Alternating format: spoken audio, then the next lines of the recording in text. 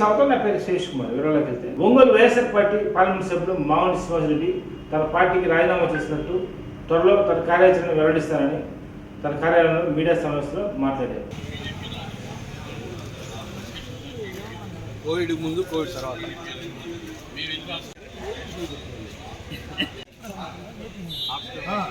మొన్న ఏదో సర్జరీకి వెళ్తున్నారన్నారు.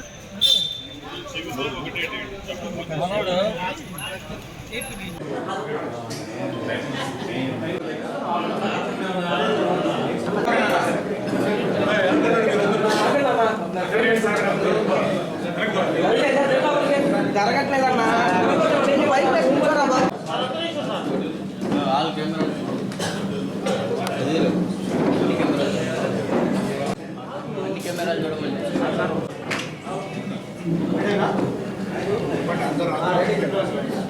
అందరికీ నమస్కారాలు. బాగుంటు కుటుంబం ఒంగోలు అంటే ప్రకాశం జిల్లాకు వచ్చి దాదాపు 33 సంవత్సరాలు నడిచింది. 1991వ సంవత్సరంలో జరిగిన పార్లమెంట్ ఎన్నికల్లో మా అన్నగారి కిర్శేషులు మాగుంట సుబ్బరామరెడ్డి గారు ఎంపీగా కూడా పోటీ చేసి మీ అందరి ఆశీర్వాదాలతో వారు గెలిచిన తర్వాత నుంచి బడుగు బీద ప్రజానీకానికి ఏం చేయాలి, మారుమూల ప్రాంతం ఒంగోలు అనేది, ప్రకాశం జిల్లా అనేది వారు ఎప్పుడు కూడా ఆలోచిస్తూ ఆ తపనతోనే ఉండిపోయారు. వారు అకాల మరణం చెందిన తర్వాత మా వదినమ్మ గారు పార్వతమ్మ గారు ఉండటము ఎంపీగా కూడా, ఆ తర్వాత నేను మాగుంట శ్రీనివాసరెడ్డిని కూడా ఎంపీగా ఉండటం అనేది కూడా నేను చూశాను. ఈ 33 సంవత్సరాల్లో కాలంలో మాగుంట కుటుంబానికి రాజకీయ జన్మనిచ్చింది ఒంగోలు ప్రకాశం జిల్లా. ప్రకాశం జిల్లా ప్రజలతో మమేకమయ్యి ముఖ్యంగా ఎప్పుడు కూడా వారిని ఒక కుటుంబ సభ్యుల్లాగానే మాకున్న నివాసాలు మద్రాసులో ఉన్న, హైదరాబాద్లో ఉన్న, నెల్లూరులో ఉన్న, ఢిల్లీలో వచ్చినా కూడా ఒంగోలు వారు వచ్చారని అంటేనే ఒక మంచి ఆప్యాయతతో కూడా చూడటం అనేది అలవాటు చేసుకున్నాను. ఇవన్నీ కూడా మాగుంట సుబ్బరామరెడ్డి గారు మాకు నేర్పించినది. ఆయన అడుగుజాడల్లో నడుచుకునే విధంగానే ఇన్ని సంవత్సరాలు కూడా మేము ప్రకాశం జిల్లా వాసులతో కూడా మమేకమై మా ఇంటికి వచ్చిన వాళ్ళ ప్రకాశం జిల్లా అంటే అతిథిగా ఎప్పుడు కూడా అనుకో, ఒక కుటుంబ సభ్యుడిగానే వారిని కూడా చూసుకొని ధైర్యంగా మా ఇంటికి ఇప్పుడు ఒంగోలులో వచ్చినా ఇంకెక్కడికి వచ్చినా కూడా నేరుగా వంటింటికి వెళ్ళి వారు అక్కడ కాఫీ తాగటమో లేదా భోజనం చేయటం అనే ఒక స్వతంత్రం ఏర్పడిపోయింది. ఈ ప్రకాశం జిల్లాలో ఉన్న మనం ప్రకాశం జిల్లా వాసులందరికీ, మాగుంట కుటుంబం వారందరికీ కూడా ఈ 33 సంవత్సరాల రాజకీయ చరిత్రలో మాగుంట కుటుంబం 8 సార్లు పార్లమెంట్కి పోటీ చేయటము, 2 సార్లు అసెంబ్లీకి చేయటము, ఒకసారి ఎమ్మెల్సీగా కూడా పోటీ చేయడం కూడా జరిగింది. 11 పర్యాయాలు ఇక్కడంతా కూడా ఎన్నికల్లో కూడా పార్టిసిపేట్ అయిపోవచ్చు అనేది. అందుకే ఇక్కడ ఉన్న వారందరూ కూడా పెద్దలైనా చిన్నవాళ్ళైనా కూడా మాగుంట కుటుంబాన్ని ఇంటికి అనేది బీదతనంలో ఉన్నవాడు వచ్చినా కూడా, ధనికుడు వచ్చినా కూడా ఒకటే విధమైన ట్రీట్మెంట్ అనేది ఎప్పుడు కూడా ఉండదనేది అందరూ కూడా భావిస్తూ ప్రతి ఒక్కరు చెప్పేవాడు. అన్న మాగుంట అంటే ఒక బ్రాండ్ అని ప్రకాశం జిల్లాలోనే ఆ విధంగా ఏర్పడిపోయిందని, అటువంటి మమేకమైన వాతావరణంలో మేము గడిపినప్పుడు ఒకటే మాగుంట కుటుంబానికి ఉన్నది, కుటుంబ సభ్యులందరూ కూడా ఆత్మగౌరవం. ఈగో లేదు, we don't have ego, we have got lots of self respect. అంటే అహం లేదు, ఆత్మగౌరవం ఎప్పుడు కూడా ఒక రెస్పెక్ట్ అనేది ప్రతి ఒక్కరూ కోరుకునేది ఏముంటుంది, గౌరవం. మా ఇంటికి వచ్చినప్పుడు ఆ గౌరవం ఇస్తుంటేనే అందరూ కూడా సంతోషంగా రాగలుగుతారు ఉన్నప్పుడు కూడా. అటువంటి గౌరవం కొరకే ఏంటంటే మాగుంట కుటుంబం ప్రకాశం జిల్లాలో ఇప్పటి వరకు కూడా గడుపుతూ ఉండింది. ఆ గౌరవాన్ని నిలబెట్టుకోవాలనే ఉద్దేశంతోనే ప్రతి ఒక్కరు కూడా జరుగుతున్న పరిణామాలకి వారు కూడా చెప్పటం అనేది కూడా మనం చూస్తూ వస్తున్నాం. రాబోయే ఎన్నికల్లో మాగుంట కుటుంబం ఒక నిర్ణయం కూడా తీసుకున్నారు. మా వదినమ్మ గారు పార్వతమ్మ గారి ఆశీస్సులతో కూడా మా తనయుడు అబ్బాయి మాగుంట రాఘవరెడ్డి గారిని నెక్స్ట్ ఎలక్షన్లో ఒంగోలు ఎంపీ కూడా కొట్టి చేయాలనేది ఒక నిర్ణయం కూడా తీసుకోవడం కూడా జరిగింది. ఈరోజు మనం అందరం ఇక్కడ సమావేశమయ్యాం. ఆత్మగౌరవం అనేది మామూలుగా మనం ఎప్పుడు కూడా ఆలోచిస్తూనే వస్తాం. ఈరోజు జరుగుతున్న పరిణామాలను కూడా ఆలోచిస్తూ వస్తున్నప్పుడు చాలా బాధాకరమైన విషయం ఏదైనా అంటే ఎటువంటి సమస్యల్లో మామూలుగా బాగుంటే కుటుంబం అనేది మీ ముందుకు వచ్చి ఈరోజు మీ ద్వారా కూడా ప్రజలందరూ కూడా తెలుపుకునేది ఏమిటంటే ఇది ఆత్మగౌరవం సంబంధించింది. రెస్పెక్ట్ అనేదాన్ని ఎప్పుడు కూడా మనం కాపాడుకోవాల్సిన విషయం అనేది ఉన్నది కాబట్టి అనే దృష్టిలోనే కొన్ని అనివార్య కారణాల వల్ల వైఎస్ఆర్ పార్టీని మనం వీడాల్సినట్టుగా కూడా వచ్చింది. అందుకే ఈరోజు అందరినీ కూడా సమావేశపరిచి మనం మీ అందరికి కూడా ఒక విధంగా ఏంటంటే ఈ 5 సంవత్సరాల కాలంలో ముఖ్యమంత్రి గారు జగన్మోహన్ రెడ్డి గారు కూడా వారు కూడా సహాయ సహకారాలు కూడా మాగుంట కుటుంబంకి అందింది. వారికి కూడా ధన్యవాదాలు తెలుపుతున్నాం. అదేవిధంగా గౌరవ శాసనసభ్యులకి, జడ్పీటీసీ మెంబర్లకి, ఎంపీపీలకి, సర్పంచ్లకి, వైఎస్ఆర్ కాంగ్రెస్ పార్టీ లీడర్స్కి, పార్టీ కార్యకర్తలందరికీ కూడా హృదయపూర్వకంగా వాళ్ళందరికీ కూడా ధన్యవాదాలు కూడా తెలుపుకుంటూ మాగుంట కుటుంబం ఎంతో బాధాకరంతో కూడా తెలపడం ఏంటంటే మీరు ఇన్ని సంవత్సరాలు ఈ 5 సంవత్సరాలు కూడా అందరూ కూడా చాలా ఆప్యాయంగా ఆదరణతో కూడా మమ్మల్ని అందరినీ కూడా ఆదరించారు. ఉన్నప్పుడు కూడా ప్రకాశం జిల్లాలో మాగుంట కుటుంబాన్ని మరొకసారి కూడా ఆదరించేటట్టుగా కూడా ఆశీర్వదించమని ప్రకాశం జిల్లా వాసులందరూ కూడా కోరుకుంటూ ఈరోజు వైఎస్ఆర్ కాంగ్రెస్ పార్టీకి రాజీనామా చేయడం అనేది కూడా జరుగుతున్నది. బాధాకరమైన విషయం ఇది. అయినా కూడా ఎందుకు చెప్పుకోవటం అని అంటే ఒక ఆత్మగౌరవం సంబంధించి ఉన్నప్పుడు జనరల్గా చెప్పాల్సిన అవసరం అనేది కూడా వచ్చింది కాబట్టి మీ ముందుకు నేను ఈరోజు వచ్చాను. Thank you. దాని గురించి ఒక చర్చ ఒక ప్రెస్ మీట్ ఉంటుంది. ఈరోజు ప్రస్తుతం ఏంటంటే రాజీనామా విషయం. అందరూ కూడా ఎంపీ పదవి అయిపోయింది. ఇప్పుడు ఎంపీ పదవి అనేది మొన్న పార్లమెంట్ సమావేశాలు అనేది జరిగినప్పుడే సైడ్ చేసేసారు. ఈ రోజు ఊరికే కాగితం ఇవ్వటం అంతే, మీ తృప్తి కొరకు మా తృప్తి, అంతేగాని పార్లమెంట్ అనేది 17th లోక్సభ అనేది అది జగన్ మీకు మంచి సంబంధాలు ఇంతవరకు తెగే పరిస్థితి ఎందుకు వచ్చింది? అది ఇప్పుడు అన్ని మళ్ళీ మనం మాట్లాడతాం. ఒంగోలు వైఎస్ఆర్ పార్టీ 31వ డివిజన్ అధ్యక్షుడు జి శాంతిశ్వరు ప్రభుత్వ ఉద్యోగాలు ఇప్పిస్తారని చెప్పి పలువురు వద్ద నుంచి భారీ మొత్తంలో నగదు వసూలు చేసినట్టు బాధితుడు తన్నీరు పవన్ కుమార్ తెలిపారు. స్థానిక కలెక్టరేట్ వద్ద మీడియాతో మాట్లాడారు.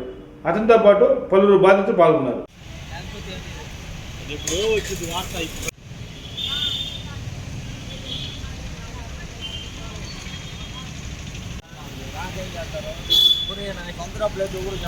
నా పేరు తన్నీరు పవన్ కుమార్ అండి. ఒంగోలు 31వ డివిజన్ అధ్యక్షుడు. గుంతోటి శాంతి స్వరూప్ అనే వ్యక్తి ప్రభుత్వ ఉద్యోగాలు ఇప్పిస్తానని చెప్పి, నా భార్యకి పంచాయతీరాజ్ శాఖలో అటెండర్ పోస్ట్ ఇప్పిస్తామని చెప్పి 8,15,000. ఇతనికి వచ్చేసి ఫారెస్ట్ బీట్ ఆఫీస్ ఉద్యోగం ఇప్పిస్తానని చెప్పి ఇతని దగ్గర 3,50,50,000. ఇతనికి వచ్చేసి షిఫ్ట్ ఆపరేటర్ ఉద్యోగం ఇప్పిస్తానని చెప్పి 7,50,50,000 వసూలు చేశాడండి. ఇంకొక అతనిది మొత్తం మా నలుగురికి 4 ఎఫ్ఐఆర్లు అయినాయండి. ప్రకాశం జిల్లా ఒంగోలు 1 టౌన్ 2 టౌన్ స్టేషన్లో కలిపి మేము వెళ్ళి డీజీపీ గారిని కలవడం జరిగిందండి. ఆ డీజీపీ గారి దగ్గరికి వెళ్తే అడిషనల్ డీజీపీ గారి దగ్గర పంపించారు. డీజీపీ గారు దీనికి స్పందించి ఇతని మీద 2 ఎఫ్ఐఆర్లు అయినాయి, 3వ ఎఫ్ఐఆర్ అయితే అరెస్ట్ చేయమని చెప్పారండి.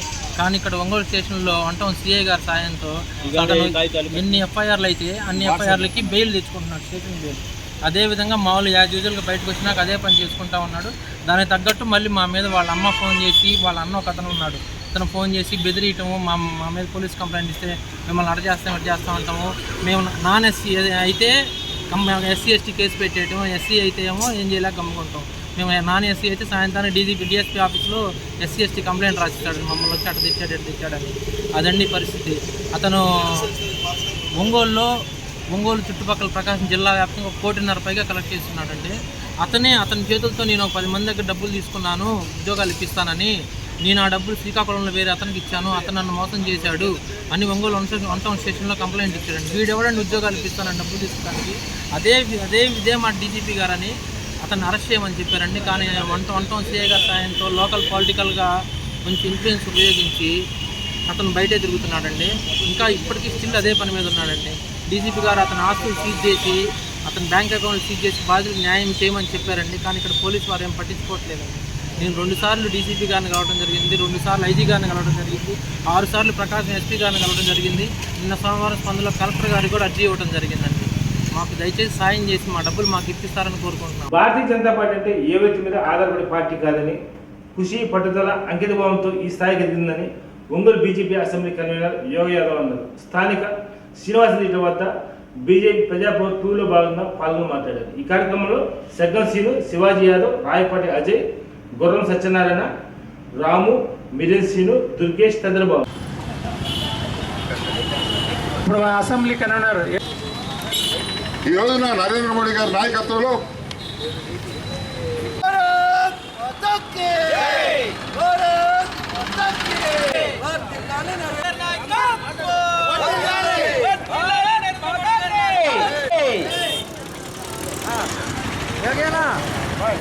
మియాపూర్ కన్వీనర్గా ఉన్నాను. నేడు మనం మన శ్రీనివాస థియేటర్ సెంటర్లో నరేంద్ర మోడీ గారి పథకాల గురించి, కేంద్రం ఇస్తున్న సహాయం గురించి మన అసెంబ్లీ కన్వీనర్ యోగయ్య గారి మాటల్లో తెలుసుకుందాం. వారిని స్టేజ్ మీదకి ఆహ్వానిస్తున్నాం. వర్ధిల్లాలి నరేంద్ర మోడీ గారి నాయకత్వం, వర్ధిల్లాలి నరేంద్ర మోడీ గారి నాయకత్వం. అందరికీ నమస్కారం. భారతీయ జనతా పార్టీ వీధిన తిరిగి ఈ వైఫల్యాలను ఎండగట్టాలని, అదేవిధంగా నరేంద్ర మోడీ గారు ఈ 10 సంవత్సరాల్లో దేశాన్ని చేసినటువంటి అనేక సంక్షేమ పథకాలను తెలియపరచాలని, దాంట్లో భాగంగానే ఈ రోజున అన్ని కోర్టులలో కూడా ఈ విధంగా ప్రజాపార్ పేరుతో కార్యక్రమాలు జరుపుకోవడం జరుగుతుంది. వల్ల మీకు అందరూ తెలిసిన విషయమే, జగన్మోహన్ రెడ్డి గత ఎన్నికలకు ముందు ఈ రాష్ట్రంలో 3648 కిలోమీటర్ల సుదీర్ఘ పాదయాత్ర చేసి, ఆ పాదయాత్రలో అనేక ఆచరణ సాధ్యం కానటువంటి హామీలు గుప్పించి జనాల దగ్గరికి వెళ్ళి ముద్దులు పెట్టుకొని కౌగులించుకొని నేను చూశాను, నేను విన్నాను, నేను ఉన్నానని చెప్పి కళ్ళపల్లి మాటలు చెప్పి, పూర్తిగా అబద్ధాలు చెప్పి ప్రజలను మభ్యపెట్టి ఓట్లు వేయించుకున్నటువంటి జగన్మోహన్ రెడ్డి ఈ రాష్ట్రంలో పరిపాలనలో పూర్తిగా విఫలమయ్యాయని చెప్పి సందర్భంగా చెప్పక తప్పదు. ఎందువల్లంటే ఈయన అధికారం చేపట్టినటువంటి మొదటి రోజు నుండి అమరావతిలో ప్రజావేదిక కూల్చివేతతో ప్రారంభమైనటువంటి ఈ విధ్వంస కాండ ఇదే విధంగా కొనసాగుతుంది. ప్రజలందరూ కూడా ఇంకొక 2 నెలలు కానీ ఓర్చుకోగలిగితే ఈ విధ్వంసకర ఎర్రాచక ప్రభుత్వం కుప్పకూలిపోతుంది. దానికి ప్రజలే సరైన నిర్ణయం తీసుకోవాలని తెలుస్తున్నాం. ఎప్పుడు కూడా మనం ఇవ్వలేదు. ఎటు చూసినా కానీ ఒక పక్క ఇసుక మాఫియా, మైనింగ్ మాఫియా, మద్యం మాఫియా, భూ కబ్జాలు, ఈ విధంగా ఈ రాష్ట్రాన్ని, రాష్ట్ర ప్రజలని జగన్మోహన్ రెడ్డి దోచుకోవడం జరుగుతుంది. అంతేకాకుండా జగన్మోహన్ రెడ్డి ప్రతిసారి కూడా ఒకటే చెప్తున్నాం, గతంలో జగన్మోహన్ రెడ్డికి ఒక 2 నెలల టైం ఉంది. ఎందువల్లంటే గతంలో కూడా ఎన్నికలకు ముందు ఆయన జైల్లో ఉన్నప్పుడు జగనన్న వదిలిన బాణమని ఒక బాణాన్ని వదిలాడు. ఆ జగనన్న వదిలినటువంటి బాణమే ఈ రోజున తిరిగి నీకే గురి పెట్టింది. కావున ఆ జగన్మోహన్ రెడ్డి అనేటువంటి వ్యక్తిని ఆ బాణం ద్వారానే ఈ రాష్ట్రంలో అధికారం కోల్పోవడం జరుగుతుందని చెప్పి సందర్భంగా తెలియజేస్తున్నాం. ఎందువల్లంటే ఈ రాష్ట్రంలో ఈ అరాజక పాలన ఎంతో చాలా కొనసాగకూడదు. ఈ విధంగా జగన్మోహన్ రెడ్డి ఈ రాష్ట్రంలో ఎక్కడ రోడ్లు అక్కడే ఎక్కడ అభివృద్ధి పథకం లేదు. మాట్లాడితే నేను బటన్ నొక్కాను అంటావు. ఎందుకు దేనికోసం బటన్ నొక్కావు? మేము కేంద్రంలో నరేంద్ర మోడీ గారి కాళ్ళు పట్టుకొని నువ్వు నిధులు తెచ్చి ఆ నిధులని తప్పుగా వచ్చిస్తూ ఈ ప్రజలకి సంక్షేమ పథకాల రూపంలో నూటికి ఈ రోజున ఎంతమందిని ఈరోజు తీసేస్తున్నావు. అంతేకాకుండా ఈ రోజున ఎంతమందికి పెన్షన్ తీసేసావు. నువ్వు అధికారాన్ని నాకు వచ్చిన హామీలు సంవత్సరం ఒకసారి జాబ్ చేయాలని ఏమైంది? విదేశీ నుంచి ఏమైంది? టిట్కో గృహాల సంగతి ఏంటి? ఈ విధంగా అన్ని రంగాల్లో కూడా వైపున్నట్టు చెందినటువంటి జగన్మోహన్ రెడ్డి ప్రభుత్వాన్ని మనం ఏ మాత్రం కూడా సహించడానికి వీల్లేదు. ఈ ప్రభుత్వాన్ని ఎంత త్వరలో గద్దె తిప్పితే ఎంత మంచిదని చెప్పి ఈ సందర్భంగా ప్రజలు కూడా ఒకసారి ఆలోచించాలి. ఎందువలంటే ఈ ప్రభుత్వం కనుక అలా తిరిగి వస్తే అనేక ఇబ్బందులకు గురి కావాల్సిన అవసరం ఉంది. అదేవిధంగా ఈ రాష్ట్రం ఈ జిల్లాలో చూసుకొని మనకి ఈ జిల్లాలో మన ఒంగోలు శాసనసభ్యులు ఉన్నారు. వారు 5 సార్లు ఈ ఒంగోలుకి ఎమ్మెల్యేగా గెలిచారు. 20 సంవత్సరాలు ఎమ్మెల్యే ఉన్నాడు. కానీ ఒంగోలు జిల్లా ప్రకాశం జిల్లా కానీ నువ్వు చేసిన అభివృద్ధి ఏంటని చెప్పి ఈ రోజున భారతీయ జనతా పార్టీ డిమాండ్ చేస్తుంది. ఈ రోజున ఒంగోలుకి తాగునీరు ఇస్తానని 20 సంవత్సరాల నుంచి శపథం చేస్తానే ఉన్నాడు. కానీ గొర్రెలకమ్మ దగ్గర నుంచి కొత్తపట్నంలో బకింగ్హామ్ కెనాల్ మీద ఒక బ్రిడ్జి కట్టడానికి నీకు 2 బ్రిడ్జిలు కట్టాలి. అదేవిధంగా ఒకటి కాదు, ఈ రోజున టిట్కో అక్కడ 15,000 మందికి ఇల్లు ఇస్తానని చెప్పి ఎర్రలో ఫ్లాట్ కొండ సొంతం చేసి ఫ్లాట్ చేసి 50 కోట్ల పైన ప్రజల సొమ్ముని ఖర్చు పెట్టావు. అది మైనింగ్తోనే ఉన్న తెలిపి ఎలా ఖర్చు పెట్టారని చెప్పి భారతీయ జనతా పార్టీ డిమాండ్ చేస్తుంది. అంతేకాకుండా అది పక్కన పెట్టి మరలా కొన్ని 100 ఎకరాలు కూలి మన ఇటీవల కాలంలో పట్టాలు ఇచ్చారు. పట్టాలు ఎవరికి ఇచ్చారు? కేవలం నీ పార్టీ కార్యకర్తలకి 2 ఇళ్ళు 3 ఇళ్ళకి అదేవిధంగా ఇస్తూ పోతుంటే దీని మీద సమగ్రమైనటువంటి దర్యాప్తు అవ్వాల్సినంత అవసరం కూడా ఈ కలెక్టర్ గారికి ఉంది. ఎందుకంటే దీని మీద భారతీయ జనతా పార్టీ సీరియస్గా ఉంది. ఒక్కొక్క ఇంట్లో 5 పట్టాలు ఇచ్చారంటే అసలైన పేదవాడికి ఎవరు ఇవ్వకుండా మరి ఈ దళారులకి అందరూ కూడా ఇచ్చారంటే దీని మీద కేంద్ర మంత్రులు హోంశాఖ మంత్రి ఉన్నటువంటి అమిత్ షా గారి దృష్టికి తీసుకుపోతామని చెప్పి ఈ సందర్భంగా ఈ ప్రభుత్వాన్ని హెచ్చరిస్తున్న భారతీయ జనతా పార్టీ. ఆ విధంగా సోదరులారా ఎటు చూసినా కానీ ఒంగోలులో భూ కబ్జాలు, నకిలీ డాక్యుమెంట్లు దాదాపు 300 నుంచి 400 కోట్ల రూపాయలటువంటి కుంభకోణం జరిగితే అసలైన మొత్తాన్ని పక్కన తిప్పుకుంటూ అమాయకులందరినీ జైలుకు పంపి ఈ విధంగా దీనికి ప్రత్యక్షంగా సంబంధం లేదని చెప్తే ప్రజలు అనేటువంటి పరిస్థితి లేదని చెప్పి అసలైన ముద్దాయిల్ని పట్టించేంత వరకు కూడా భారతీయ జనతా పార్టీ ఒప్పుకోదని చెప్పి సందర్భంగా తెలియజేస్తున్నాం. ఈ విధంగా సోదరులారా ఈ ప్రభుత్వం అన్ని విధాలకు వైపు నిలుస్తుందని చెప్పి తెలియజేస్తున్నాం. అదేవిధంగా భారతీయ జనతా పార్టీ మీకందరికీ తెలుసు 1984లో 2 సీట్లు ఉన్నటువంటి భారతీయ జనతా పార్టీ ఈ రోజున 303 సీట్లు వచ్చినాయి అంటే దానికి కారణం నిబద్ధత కలిగినటువంటి నాయకత్వం, క్రమశిక్షణ కలిగినటువంటి భారతీయ జనతా పార్టీ కార్యకర్తల యొక్క కృషి, పట్టుదల, అంకిత భావం ఉంటుందని ఈ రోజున ఈ 40 సంవత్సరాల్లో ఇంత విజయం సాధించగలిగామని చెప్పుకోవడానికి తప్పదు. ఎందుకంటే భారతీయ జనతా పార్టీ కార్యకర్తలు ఆయన ఒక టీఎం కోనేటువంటి కారణం అని చెప్పుకోవడం సందర్భంగా తెలియజేస్తున్నాను. భారతీయ జనతా పార్టీ అంటే ఏ వ్యక్తి మీద ఆధారపడిన పార్టీ కాదు. తన్నీరు పవన్ కుమార్ అనే వ్యక్తి అతని వద్ద నుంచి 8 లక్షల ఉద్యోగ నిమిత్తం తీసుకున్నట్టు అసత్య ప్రచారం చేస్తున్నారని వైఎస్ఆర్ పార్టీ 31వ డివిజన్ అధ్యక్షులు జి శాంతి స్వరూప్ ఆరోపించారు. స్థానిక ప్రెస్ క్లబ్లో మీడియా సమావేశంలో పాల్గొని మాట్లాడారు.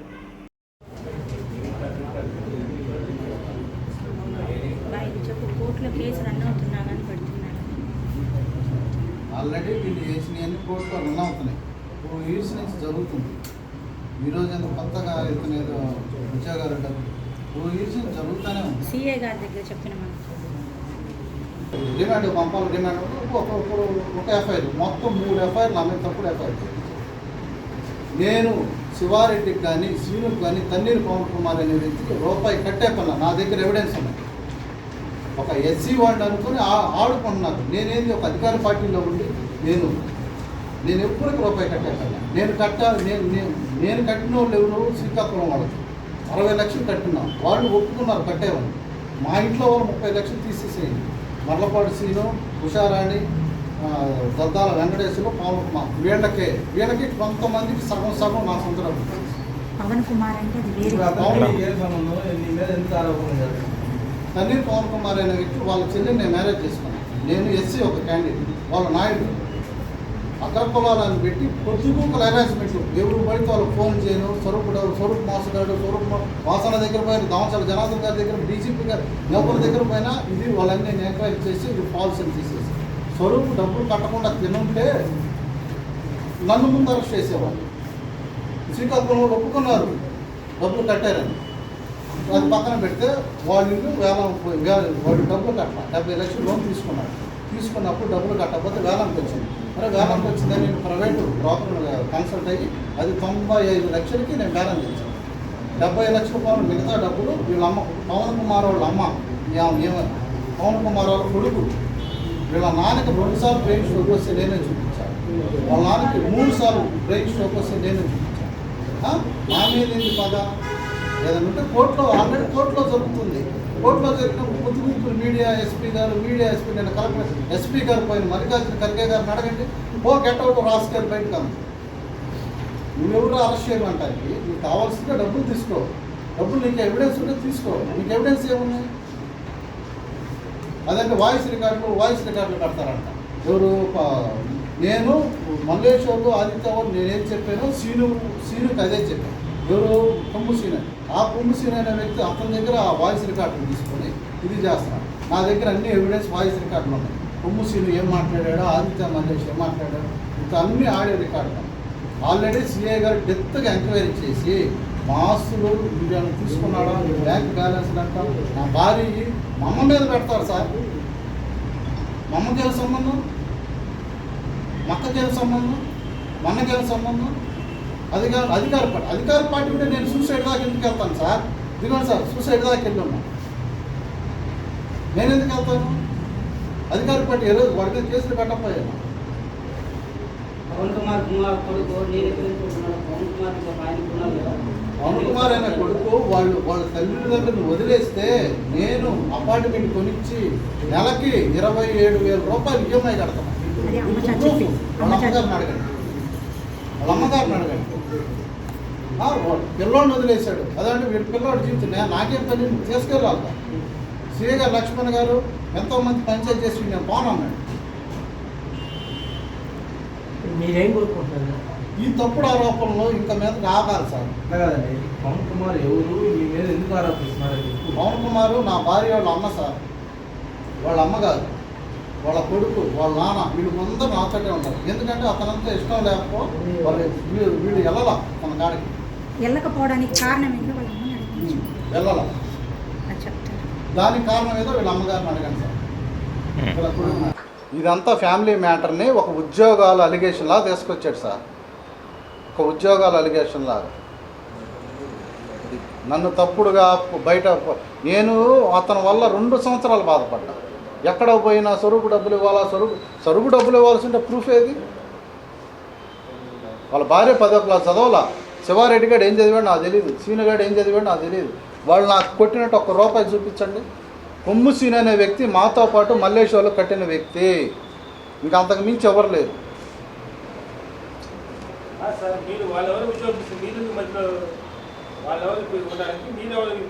అంటే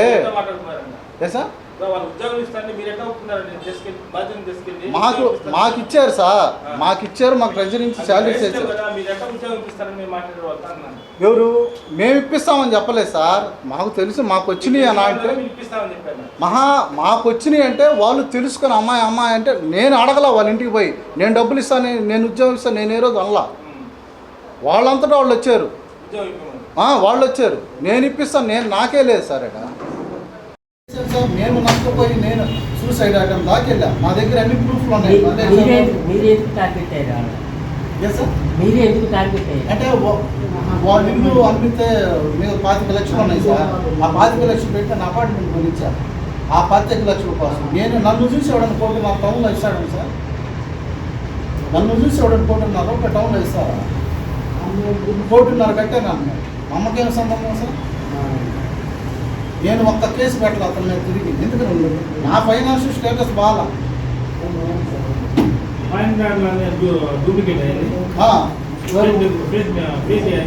వాడు ఫేక్ ఇచ్చాడు. వాళ్ళే మీరు వాళ్ళకి ఇచ్చారా? బాధ్యతలు మీరు ఇచ్చారు. బాధితులు ఎవరు లేరు సార్. బాధితుల్లో వాళ్ళలో వందే కొమ్ము సీను మాత్రమే. తన్నీరు పవన్ కుమార్ అనేవాడు కొమ్ము సీను విషయమే. అతను వచ్చి అతను డబ్బులు కట్టుకొని వాళ్ళ మదర్ వచ్చేసి మాట్లాడుతుంది కదా, మీ మదర్ వచ్చి కొమ్ముసీన్తో మాట్లాడింది కదా, ఏమని మాట్లాడింది? పోలీస్ స్టేషన్ బాబు మేము చూసుకుంటాము అది మాట్లాడింది కదా. అంటే అతను ఇంటికి వచ్చేవాడు సార్. బాగా ఇప్పటికి ఫోన్ చేశాడు. 2.5 లక్షలు ఇవ్వాలి నాకు అని చెప్పాను కొమ్ముసీన్. 7.5 లక్షలు ఇచ్చారా ఇచ్చాడు సార్. అది నాకు ఇవ్వమంటే పోలీస్ స్టేషన్ పోతే రూపాయలు మనం మాట్లాడుకున్నాను. మీ మదర్ ఆయనతో మాట్లాడింది. అవును మాట్లాడింది.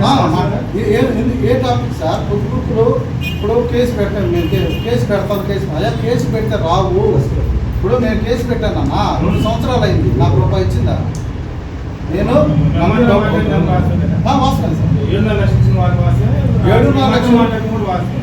లక్షలు ఇచ్చింది నాకు ఇచ్చారు.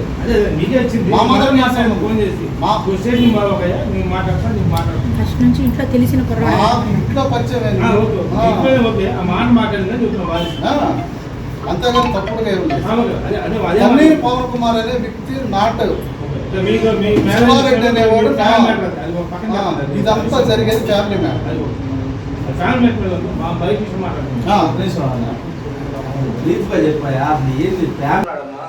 ఎందుకు ఆరోపిస్తున్నాడు? వాడికి అసలు ఏమీ ఇవ్వలే.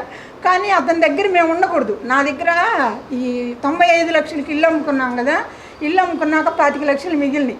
ఈ 25 లక్షలు కూడా నాకెందుకమ్మా, మొత్తం వాడు ఎత్తపోయాడు కదా, ఇంక మీకు నేనేం పెట్టేదని వాళ్ళిద్దరికి ఇచ్చేసాను నేను ఆ 25 లక్షలు. వాళ్ళిద్దరికి ఇచ్చేసిన తర్వాత ఇంక నా డబ్బులు నా దగ్గర ఉన్నాయని, మాకేదో పెన్షన్ వస్తుందని, వాళ్ళు ఏదో తినేస్తున్నారని, డబ్బులకి ఇంకేమి లాభం లేదు, మా అమ్మ నాన్నని నేను తీసుకొచ్చుకోవాలి, మా అమ్మ నాన్న నాకు కావాలి, నా కొడుకు నాకు కావాలి అని వీళ్ళ మీద కేసులు పెట్టడం, ఆడపిల్లల్ని ఏమంటే అల్లాడించటం, ఈ కేసు కాకపోతే ఇంకో కేసు, ఆ కేసు కాకపోతే ఇంకో కేసు అని చిన్నపిల్లని మరీ అల్లాడిస్తున్నాడు. నన్ను ఇప్పుడు కూడా నా మీద 490 కేసు జరుగుతుంది సార్. వాళ్ళ భార్య పెట్టిన కేసు. వాడేమో భార్య దగ్గర వాడు కూడా కేసులో ఉన్నాడు. వాడు భార్య దగ్గర బాగా కాపురం చేసుకుంటున్నాడు. కానీ మేము మాత్రము కోర్టుకు తిరుగుతూ ఉన్నాం సార్. నమస్కారం.